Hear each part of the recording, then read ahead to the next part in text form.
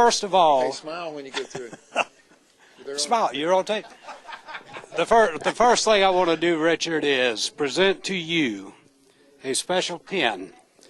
This is made by a gentleman named D.I. Blackwell down in Columbia. He lives right behind Columbia Speedway. Now, we are preparing for a festival down there on April 25th. And this guy went and got some of the guardrail. And he took the guardrail home, and he has made a limited edition set of pins out of this. Right now, so this is from the racetrack. Right, I'm giving it to you on behalf of D.I. Blackwell and Racers Reunion. And here's your box that tells you right on the back the wooden parts. All right, we'll put this right here in the museum. Well, okay? good deal. That the wooden parts actually came from that guardrail that were put up there in 1948. I was going to say it. I don't think that was the section you knocked down, but you knocked I think I went over the wall where there wasn't no guardrail. Well, we'll get to that too. All right, Richard, you were a part of your father's pit crew in the early years of NASCAR. And, of course, your father ran the very first race at Columbia Speedway in 1951. What do you remember about that particular race?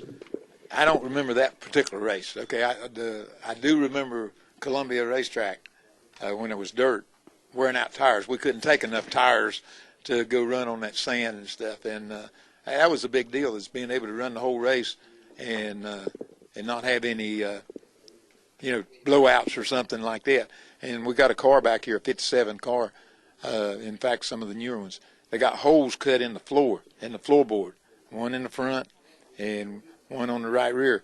And the drivers would sit there and watch the tire. And when it got too slick, they'd come in and get tires. That was the old time stories. Okay. That was the old. That's how you got so dirty driving those cars. It was just dirt anyway. But I don't really remember that much about the first race or any of the races going down there, except that I guess we run on Saturday night a lot of times. Then they got to run on Thursday night, and that gave us a chance then to run Thursday night there and then go somewhere else for the weekend. Right. They started on Thursday night, I heard, because that was the day that the guys at Fort Jackson got paid. Yeah, they were bringing the Army guys out. Yeah, that's when all the guys had a little bit of money. Had a little bit of money. That's right. All right, let's go back to your very first race as a driver, which was in an event at Columbia Speedway in a convertible, in July of 1958. Yeah. What do you remember about that? Tell us how that came to be. Well, I'd been picking on Daddy, trying to get him to let me run a race anyway. So finally, when I became 21 years old, because he said I had to wait till then, he said, "Okay, there's a car over here. Y'all get it ready and go." So had Red Myler, who worked for us, and Dale Inman, and myself jumped in the pickup. We took the car to Columbia, and you got to figure, I had never been around a racetrack with a helmet and a seat belt and tried to run fast. Any dirt tracks or any asphalt or any other kind of race car, and even motorcycles or go-karts, But you did ride on your daddy's hood one night watching the windshield, right? That was 1954, I think. Okay. Yeah, I had been around at speed. Well, of course, it was a caution flag, so it didn't count.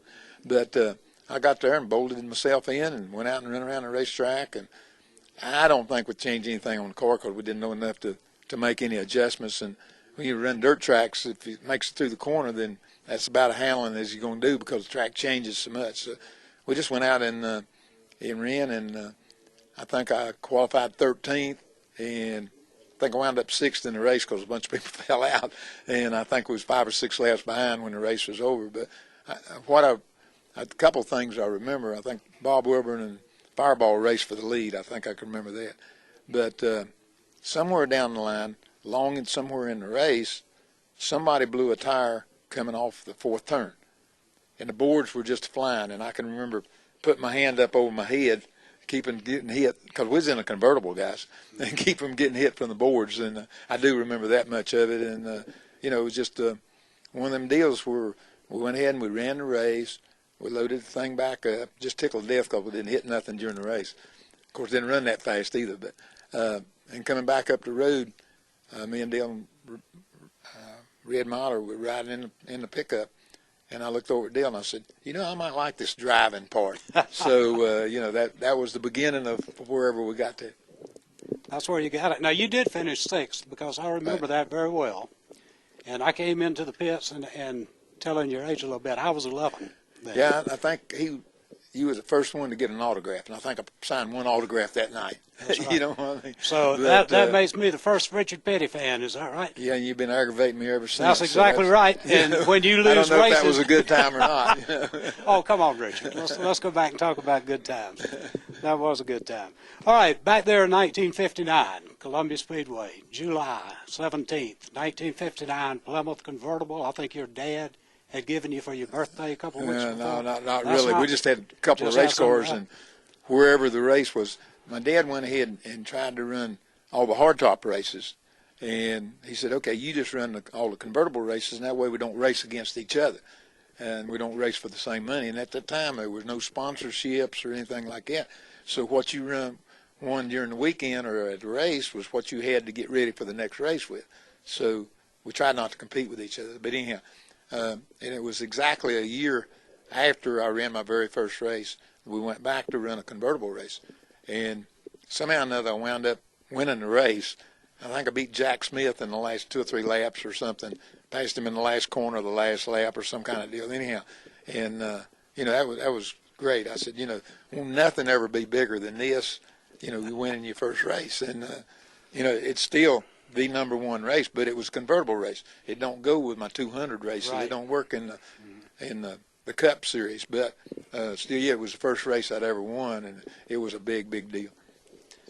Yeah, it was a big deal. Now, I have heard rumors, and it's just something that started since we started working with this Columbia Speedway thing. Was there a protest on your victory that night?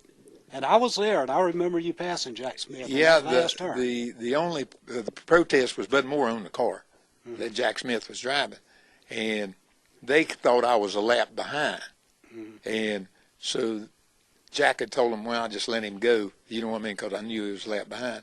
He ran just as dang hard as he could, and I run as hard as I could, and I did get by him anyway.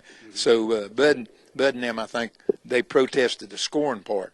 But then when they got to looking at, it was a legal deal. We did outrun him, and we did run our 200 laps first. Well, see, I never heard that, Richard, until it came about with this festival that we're doing at Columbia Speedway. Because that night I was doing cartwheels in the infield.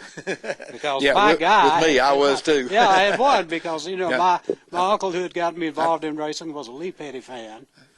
So when I came out there that first time in '58, you were closer to my age. Not anymore, you're older, but you were closer to my age. So I started pulling for you. I probably did the cartwheels before Carl Edwards did. You know what I mean? But they didn't have any Probably TV, did, so that's right.